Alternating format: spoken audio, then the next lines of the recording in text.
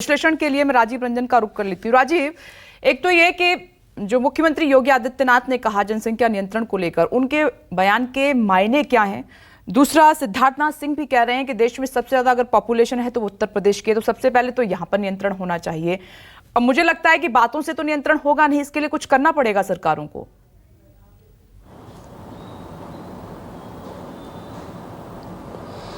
देखिए विपनेश, ये जनसंख्या विस्फोट या जनसंख्या के मामले में जो बहस है वो पूरी दुनिया में बहुत व्यापक और बहुत गंभीर बहस है और इसके आंकड़ों के हिसाब से हमेशा इसके अध्ययन के हिसाब से बहस होती रही है।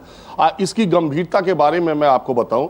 देखिए, पहले 1980 में चाइना में जब पॉपुलेशन बहुत तेज था तो उस समय एक अध्ययन आया, एक स्टडी आई कि जनसंख्या का बढ़ना या विस्फोट किसी देश के विकास के लिए ठीक नहीं है। तो उन्होंने 1980 में वन चाइल्ड नॉर्म लगा दिया, एक से ज्यादा बच्चे आप पैदा नहीं कर सकते।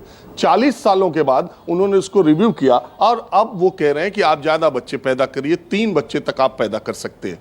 तो ये हमेशा ये अध्ययन चेंज होता रहा है। दुनिया की 55% आबादी एशिया में रहती है। अभी अगर आप देखें 10 साल से आप स्टडीज को उठा के देखें तो वर्ल्ड पॉपुलेशन डे में आज के 10 साल पहले यह कहा गया था कि भारत 2027 में चाइना को पीछे छोड़ेगा।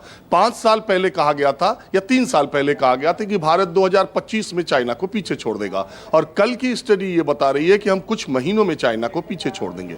अब बहस यह है कि क्या जनसंख्या की वजह से आर्थिक विकास का कोई रिश्ता है क्या सीधा?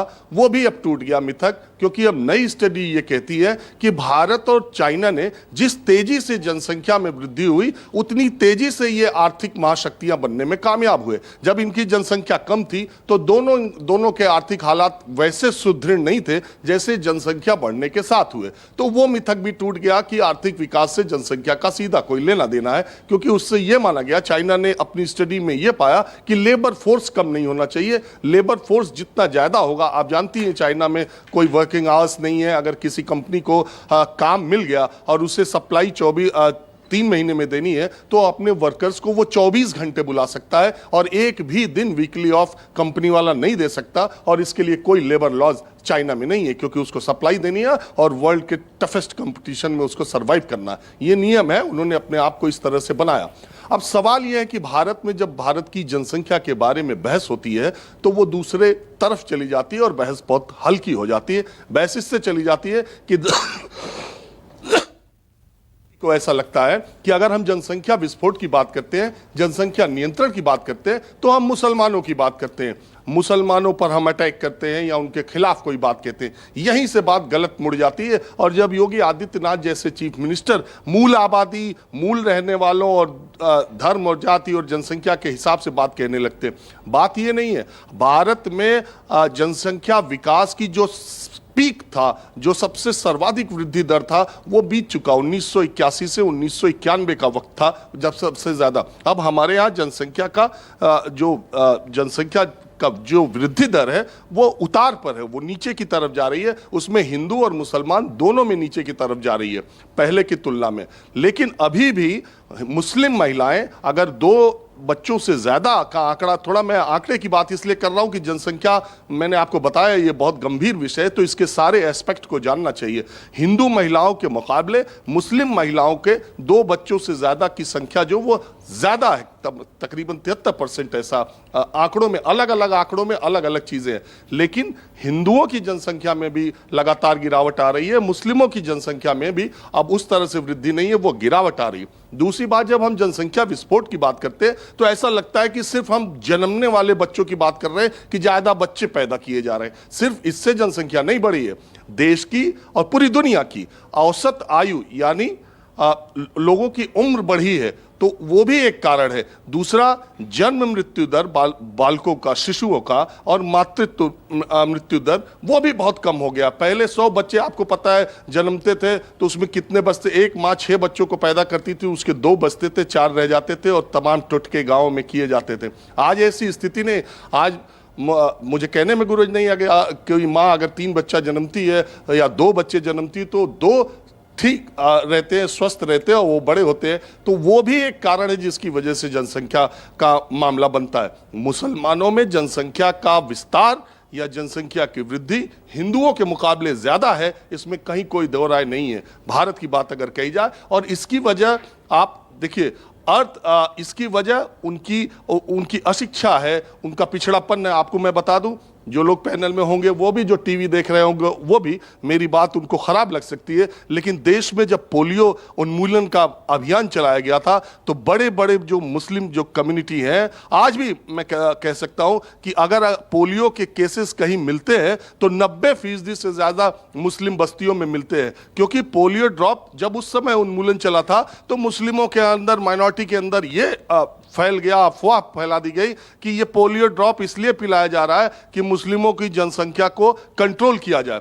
और आपको जान कि ये अचरज होगा, मैं जमीनी सच्चाई बता रहा हूं, जब कोविड का इंजेक्शन लग रहा था तो भी मुसलमान, आज अगर पॉपुलेशन वाइज आप देख लीजिए, रिलीजन वाइज देख लीजिए, तो मुसलमानों में कोविड का इंजेक्शन लगवाने वालों का प्रतिशत सबसे कम आपको मिलेगा, क्योंकि वहां भी एक इस तरह की बात की गई कि ये इसका पॉपुलेशन से कोई लेना देना है, मोदी सरकार ने इसलिए निकलवाया। दुनिया के तमाम इस्लामिक कंट्रीज में सबसे पहले जहां ईरान में और दूसरी जगहों पर कोरोना आया, सब जगह वहां पर वैक्सीनेशन का काम हुआ, लेकिन हिंदुस्तान के मुसलमानों को ऐसा लगा कि ये कुछ जनसंख्या से मिला जुला मामला, उनके अंदर अशिक्षा है। बात ये नहीं है जो हिंदू धर्म के लोग कहते 4 पैदा करो 8 पैदा करो, या मुस्लिम धर्म के जो लोग कहते 4 पैदा करो 8 पैदा करो। 4-8 पैदा करने से आप ताकतवर नहीं हो जाते। दुनिया में अर्थ शक्ति सबसे इंपॉर्टेंट है। अगर एक व्यक्ति के पास अर्थ है, उसके पास पैसा है, तो पावर उसी के पास है, और 100 बेरोजगार और 100 गरीब लोग उसकी चाकरी करते ही रह जाएंगे। अमेरिका दुनिया में सबसे ज्यादा आर्थिक शक्ति है, जनसंख्या की दृष्टि से अमेरिका कहां टिकता है आपको मालूम है?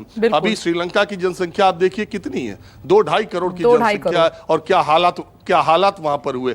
तो ये बात है कि एक स्वस्थ बहस की जगह इसको धर्म में बांट के मुसलमान अलग तरह से बात करने लगे, हिंदू अलग तरह से बात करने लगे। इससे बात करके वास्तव में इसकी गंभीरता क्या है, और जनसंख्या के हिसाब से जो पहले तो इस बात को कहा गया विपनेश कि चूंकि प्रकृति का सब कुछ, पानी, हवा और प्राकृतिक चीजें सब कुछ बहुत कम है, और इतने लोग रहा करते थे, कम लोग रहते थे, तो कैसे सबको घर मिलेगा, कैसा पानी मिलेगा, कैसा। अब वो चीजें वो बेमानी हो चुकी है, क्योंकि विज्ञान इतना आगे चला गया, जब चांद पर रहने की बात होने लगी, मंगल ग्रह पर रहने की बात हो गई।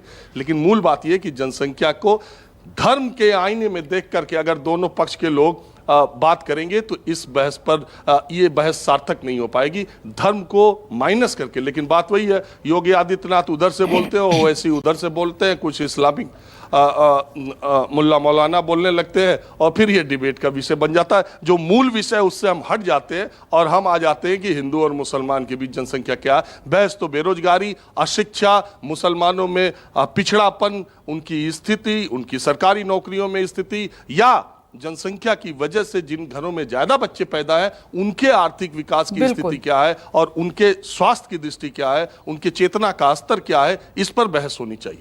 ये आपने राजीव बहुत सही बात कही, लेकिन राजनेता इस बात को समझते क्या हैं कि ये इतना इंपॉर्टेंट मुद्दा है देश के लिए, सब धर्म के लिए, सब वर्ग के जो लोग हैं सबके लिए।